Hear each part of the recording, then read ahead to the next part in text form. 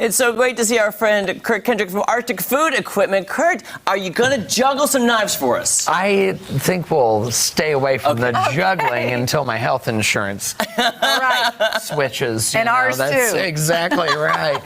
I mean, and when talking about knives, we should always safety first. Yes. So, Right. Jeremy, you better put your chainmail glove Put your Michael on. Jackson That's I right. need to put it on. He's been wanting one of those forever. Those are great for if you're doing any kind of close knife work, oyster shucking, anything where you do have to direct a knife towards your hand. That'll keep you I'm having trouble. There we go. Here we go, guys. Look. Oh, you got it now? I got it. Okay, I mean, that is fancy. That is really fancy. Beautiful. I kind of want one. And Grammys, yeah. you know. Oh, and look, I like the way it's made where you can adjust it to fit right. Yeah, it clasps at different lengths around your wrist.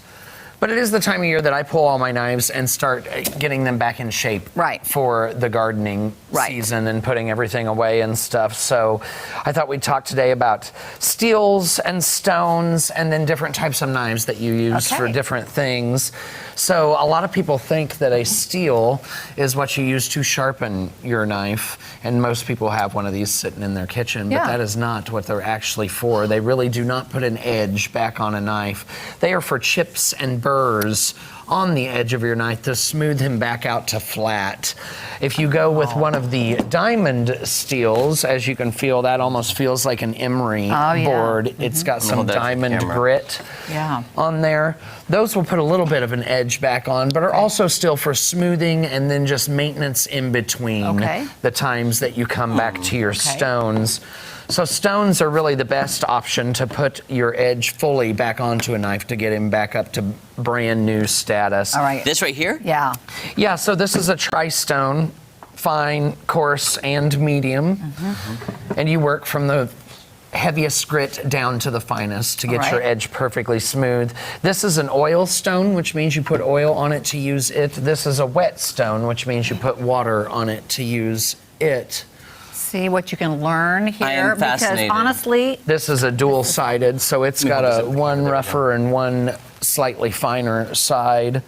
But it's a good time in the spring. I usually do my knives, all of them, and just sit down while you're watching TV. Yeah, and put a stone on your lap on a cutting board. And get your edges put back on. See what you're teaching us, because most people have only seen one of these. Yeah, I mean, I know for sure my grandma thought that that's how you sharpened a knife. Well, why did they send it with a knife set then? Well, it's to keep them in order to then be sharpened correctly. Because as you use them, you might knock a little chip into the blade, or you might get a little burr from whatever you've been doing if it's clinked against another knife or another piece of cutlery or something.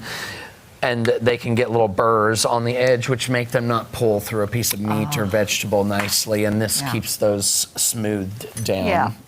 These are good pieces to invest in, and you got to take good care of them. They are, and there's so many different options, and just because something is for one thing doesn't mean it's not useful for other things as well. Like this is a double-handled cheese knife. Oh my gosh, that scared me a little bit. I didn't realize there was double handles. Look there at this, are. guys. So for wheels of cheese, if you buy the big blocks, these work amazingly for, but they're also great for cutting up a pizza or a flatbread. Okay, so I have a question.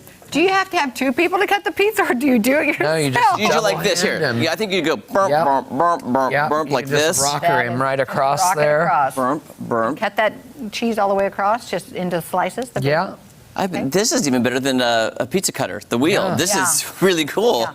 And I like thin crust pizza too, so that Me would do too. So they're pretty easy to cut with that way.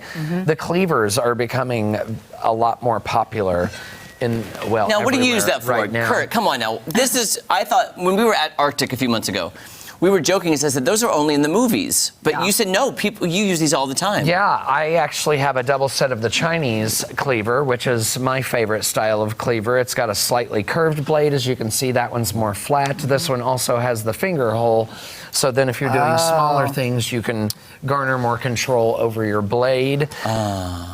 But two of these piece of meat together until you have ground meat, and then you don't have to buy ground meat from the store. You can just do it from a whole cut of meat. I'm very intimidated by that. You can break down animals with a cleaver. whole chickens if you're breaking them apart to do the legs, the thighs, and the breasts and everything. A cleaver is great for that. These are slicers. Whenever you see a blade that's got these grooves cut into it, that's called a Granton edge.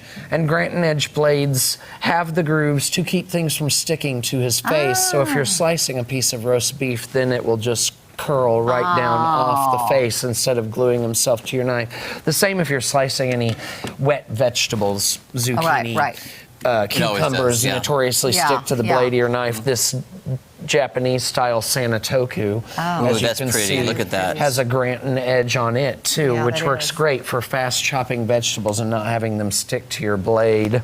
See, knowledge is power. Look at that. It is, and when you have the right item, it makes everything go a lot faster for you, and time is really the most important thing for all of us. Kurt, what about these over here? Jeremy, you're looking right now at the 2 different boning knives. This one is the Superflex, so it is for softer boned things like fish or anything you want to get a good curve on. Wait, did you just bend that? Look at that. He bends. Here, let's get here. We'll do it one more time down here. Bends really easily. Superflex, so you can get in under a fillet of fish against the rib bones real closely and not waste any meat. The other is a stiff. That's more for beef or deer or harder boned animals. So you can see he doesn't flex very well at all. Stays good and stiff. Then we have paring knives in multiple varieties. They're flat edge and serrated. Nice. Where can I get this magnet board? Yeah, that is cool. We have the magnet boards there. These are these 2 are in acacia. I think they have one other wood. I usually stick to the acacia because the dark woods are in right now.